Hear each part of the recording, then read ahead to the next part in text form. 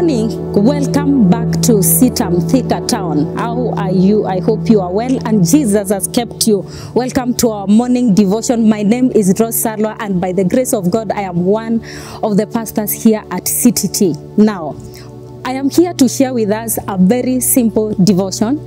And this is something that I learned the other day while I was doing my devotion. And that is the heritage of faith. Heritage of faith. Now, I don't know what your plan is or what your age is. I don't know whether you're a young person, teenager, or a youth. I don't know at what age you plan to retire.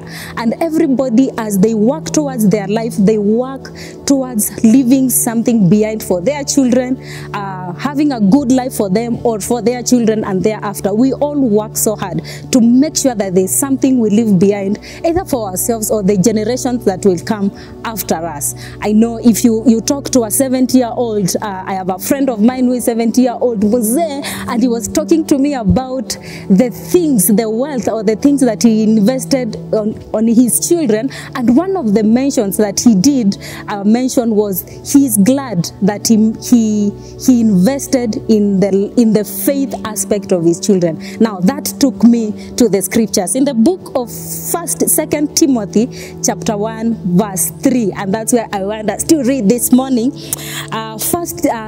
Timothy chapter 1 verse 3 following. The Bible says, I thank God whom I serve as my ancestors did, with a clear conscience, as day and night I constantly remember you in my prayers.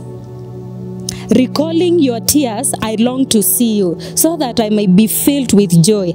I am reminded of your sincere faith, which first lived in your grandmother Lois and in your mother Eunice, and I am persuaded that that faith lives in you. Now, 2 Timothy, the book of Timothy is known as a pastoral letter. Those that have gone to Bible school but do not worry about going to Bible school, is a letter that Paul is writing to his son, who is now a pastor, and he is called Timothy. And one of the favorite verses as young people we love is the verse that says, do not let anyone look down upon you because you are young, but that's beside the point. Today we are talking about heritage of faith.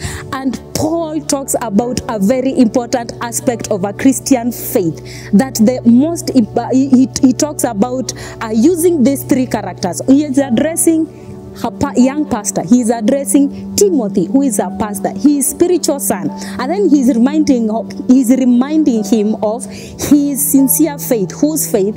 Timothy's faith, sincere faith. Where did Timothy get his sincere faith? From his mother, Eunice. And then, what is the origin of that faith? It is Lois. Now, you realize this is a faith that sustained generations. From the generation of Lois, who is the grandmother, to the generation of Eunice, who is the mother. And then now, Paul actually says, I am persuaded that that same faith lives in you. Trust you me. I think that's a revelation. Getting to understand and getting to know that a heritage of faith can sustain up to the 3rd generation.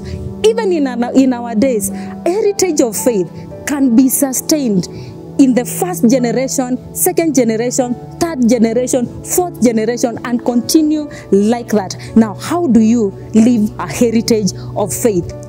Beyond the material things and the things, the heritage of education. I don't know whether you've heard of, this is a family of lawyers. The father is a lawyer, the mother is a lawyer, and the cousins are lawyer. Our grandfather was a lawyer, and so on and so forth. Or a family of teachers. The grandfather was a teacher, the father was a teacher, now the young man is a teacher. The same way, heritage of faith. Faith remains to be one of the most fundamental things that anyone would want to live for his generation. How do you do it? One is to have faith yourself. Like you have faith and you hold it dearly to your heart, that you are walking with the Lord because you are convinced and convicted that Jesus died on the cross for you. That's one. Now, 2 is because you have it to yourself, you teach your children. I'm assuming that Lois taught Eunice. Actually, it's true. There's no other way of passing it. Taught faith, Eunice, of that faith, and then now Eunice passed it down to Timothy by teaching. Now, teaching has two aspects. There's teaching the verbal way of doing it, where you sit down and you tell someone, this is what you do, this is what you don't do. But there's also training. Now, training is, come, let's do it together. As you do it, they get to observe. And that is how you leave the heritage of faith to your generations. You teach it, and then you do the faith together you do the faith together with the generation after you, so that that generation then gets it and gets to train another generation that comes after you.